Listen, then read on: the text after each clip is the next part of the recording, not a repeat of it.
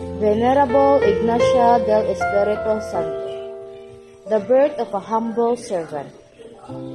Ignacia del Espiritu Santo is a Chinese mestiza.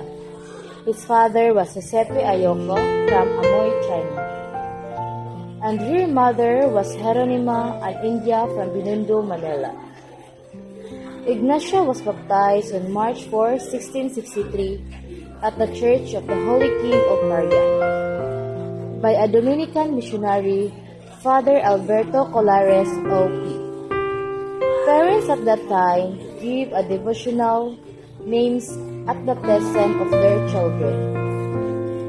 Del Espiritu Santo truly become real in life when she exemplified a life of prayer, discernment, and Holy Spirit driving actions and decisions. The road to holiness. She was living a comfortable life. When she reached the age of 21, her parents wanted her to marry a good young man of their choice. At this stage of her life, she prayed to God, invoking the Holy Spirit to guide her to the path she should tread. Her decision was not done in haste. In prayer and solitude, she went on a retreat with the guidance of Father Paul Klein, a Jesuit priest. From this, she resolved to live by the sweat of her brow, despite the fact that she still had parents who could support her. She courageously told her parents of her decision to live a life in a service to the Lord. She broke the custom observed by the women of her time, which was just to get married and stay at home.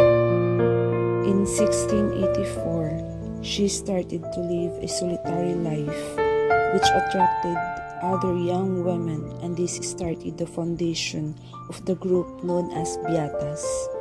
They live an exemplary life of prayer, penance, and devotion to the service of God as a community of religious women. Mother Ignacia led the Beatas into education of children and women. They did not confine themselves to prayer. They were aware of what was happening outside. The social climate during that time was of racial injustices and discrimination.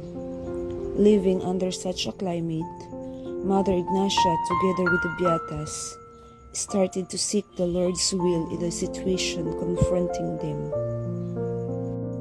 She dreamed of a generation that is living the truth and not enslaved in its very own native land. This was a radical move because religious life then was in many ways monastic, protected by convent walls and cloistered grills. Mother Ignacia and her Beatas did not conform their ways to what was expected of religious women at that time. Mother Ignacia listened to the Holy Spirit, who directed her every action. Love and courage. While doing their work outside, Mother Ignacia and the Beatas continue living a frugal life.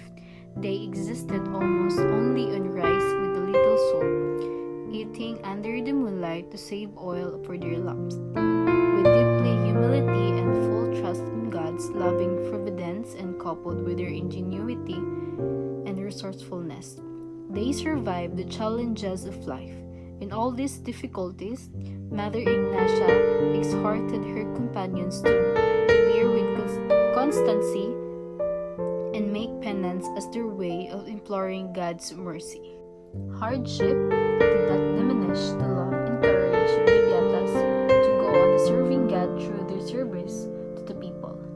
Their community even became bigger as more young women who wished to live the exemplary life of prayer and penance.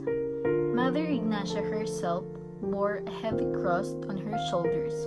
Sometimes she prostrated on the ground for others to step on her. She extended her arms in the form of a cross under the heat of noonday sun. Her examples moved others to follow her. Every night, they used the discipline of sleeping very little and spent most their time in prayer. Upon seeing that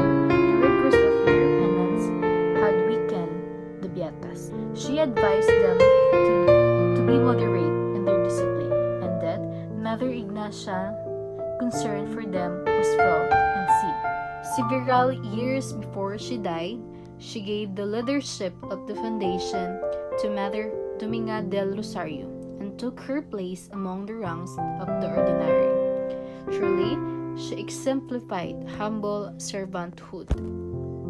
Mother Ignacia died on September 10, 1748, at the age of 85.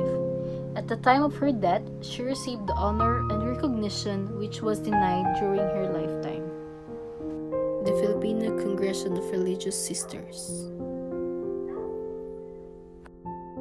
Today, Mother Ignacia lives in the spirit of heart of a religious of the Virgin Mary, a religious congregation of women which started from her humble example. The sisters are actively participating in God's missions of proclaiming the good news through various apostolates, education, pastoral, and social ministry, retreat movement, seminary, and dormitory apostolates in the Philippines and foreign mission. Cardinal Perronio, on December 8, 1983, wrote to the Superior General, "The present flourishing state of the Congregation of the Religious of the Virgin Mary not only testify of God's blessings to her institute, it is also giving witness to a truly religious life, as well as to fulfilling the services to the Church intended by Mother Ignacia. Now her life is a source of inspiration to all people who have shared and continue to share in her charism, the religious of the Virgin Mary, and the people whose lives they touch. She is truly the light that illumines our way, the way which